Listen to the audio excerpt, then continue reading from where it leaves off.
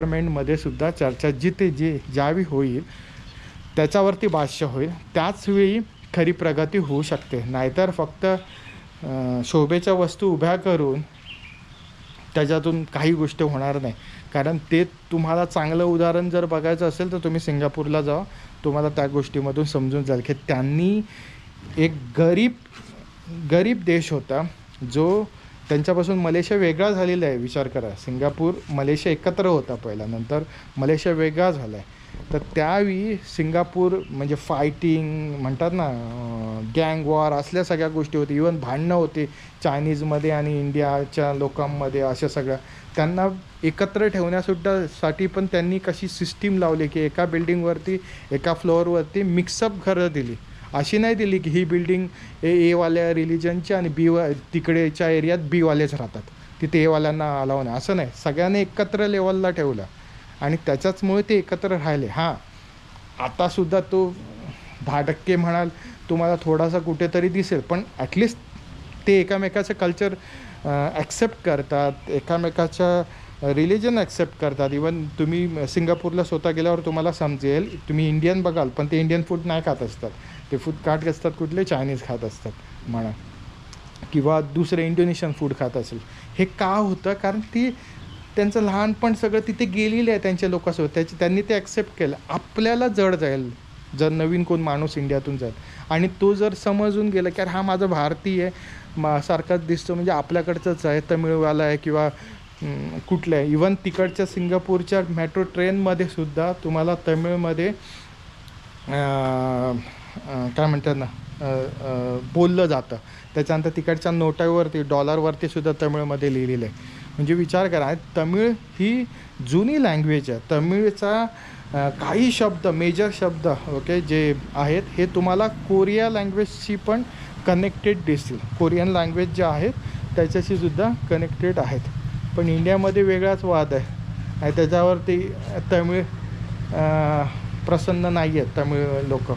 कारण त्यांच्याकडे आहे ना रिलिजनपेक्षा सर्वात जास्त महत्त्व कशाला दिलं जातं तर तमिळ भाषेला दिलं जातं की मी तमिळ. त्याला ते कोण असं म्हणणार नाही की मी एवाला कोण बीवाला किंवा बीतला सी, बीतला ए, बीतला डी असं नाही बोलत. तर ते काय बोलत तमिळ म्हटलं संपलं तिथलं रिलेज. हे जर आपल्या मराठी लोकांमध्ये आपल्यामध्ये झालं ना तर मी म्हणतो भरपूर सुधारणा होईल. कारण आपल्याकडे काय आहे, त्याचा कॅरेक्टर बघण्यापेक्षा त्याचं नाव गाव बघून त्याची जात बघितली जाते, धर्म बघितला जातो आणि मग त्याच्यानुसार नाही, त्याचा एक्सपिरियन्स बघितला जात नाही की तो काय सांगतो, त्यांनी जे केलं आहे किती भले तो चुकला असेल. बघा आता राहुल द्रविड चांगलं उदाहरण आहे वर्ल्ड कपचं, की ज्या माणसाला कधी एवढं काही चांगलं मान भेटला नव्हता पण आता तो वर्ल्ड कप जिंकला. हे त्याच्यासाठी एक, आणि तो कोच होता कॅटेगरी ओके, किंवा तो कुठला कॅप्टन असताना कुठला वर्ल्ड कप आला नव्हतं ओके, पण तो कोच असताना आज पहिलं वर्ल्ड कपला त्याने राजीनामा घेतला आणि तो बोलला चांगली. म्हणजे सांगण्याचं तात्पर्य काय, तुम्ही असं समजू नका कुठल्याही व्यक्तीला की त्याच्यामध्ये क्वालिटी नाही किंवा त्यांनी कधी यश बघितलं नाही म्हणजे त्याला नाही. भरपूर जणांना हे मॉडेल तुम्हाला USA बघणं गरजेचं आहे. USA एखादा गुन्हा झाला की एखादी चुकी झाली, त्या माणसाकडून सुद्धा तिकडचं गव्हर्मेंट, तिकडचे सिक्युरिटी डिपार्टमेंट नॉलेज घेतं आणि तो जो लूप फॉल असेल तो अपडेट करते आणि त्याला सेकंड चान्स दिला जातो. पण आपल्याकडे असं आहे ना की जिथपर्यंत त्याच्या पोटावर लात मारली जात नाही, त्याची अब्रू नामुष्की केली जाणार नाही, ते पण गप्प राहणार नाही किंवा त्याचं पूर्ण संपून टाकायचं. आता मला एक गोष्ट समजत नाही, एखाद्या गोष्टीला संपून टाकलात तर जे काय रिटर्न येणार आहे ते येणार कसे?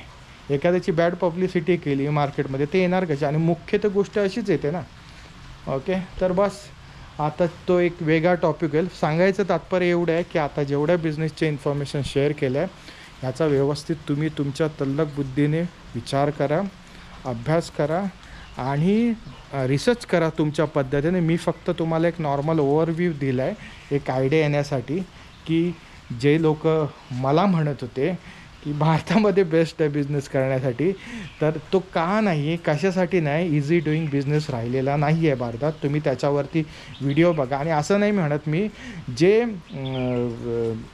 एकदम म्हणतात ना उच्चवर्णीयातले सुद्धा असतील म्हणा किंवा काय, त्यांनीसुद्धा व्हिडिओ बनवून ठेवलेला. का त्यांनी शिफ्ट केलं, इवन किती करोडपती म्हणजे हजारो करोडोपती लोक इंडियामधून बाहेर पडून बाहेर गेल्यात आणि त्यांनी बिझनेस सुरू केलेला आहे. ओके, तर येणाऱ्या पुढच्या ट्रॅव्हलिंग सिरीजमध्ये सुद्धा मी अशा पद्धतीचे बिझनेसच्या रिलेटेड किंवा इतर बाकीच्या टुरिझमच्या रिलेटेडसुद्धा व्हिडिओ बनवणार आहे. ज्यांना कोणाला आत्ताच्या कंट्रीमधले जेवढे फिरलो आहे त्याचा विजाचा रिलेटेड माहिती पाहिजे असेल त्यांनीसुद्धा खाली कमेंट करून विचारला तरी चालेल, किंवा मला ईमेल पोस्ट करा किंवा व्हॉटेवर मॅसेज पोस्ट करा. मी तुम्हाला त्याची डिटेल्ससुद्धा देतो. मी आत्तापर्यंतच्या सगळ्या जेवढे विजा घेतल्यात हे मी स्वतःने घेतलेले, कुठल्या एजंटला गेलेलो नाही. हा फक्त सिंगापूरला एजंटच करावा लागतो, तो तुम्हाला स्वतःने मिळत नाही. ओके, आणि तोसुद्धा मी सिंगापूर विजा विथिन 3 दिवसात घेतला आहे. जे की इंडियामध्ये सांगितलं जातं 15 दिवस लागतात, अमुक लागतात, 3 दिवसामध्ये येतो. आणि माझ्याकडे ऑलरेडी मल्टिपल एंट्री विजा आहे की त्याच्यामुळे 2 वर्षाचा, त्याच्यामुळे आता कधीही जाण्याचा किंवा कुठल्या गोष्टी येण्याचा, राहण्याचा, त्याचा परमिट कसे घेतले जातात हे सर्व डिटेल देतो. Okay, thank you so much video बघितल्यामुळे.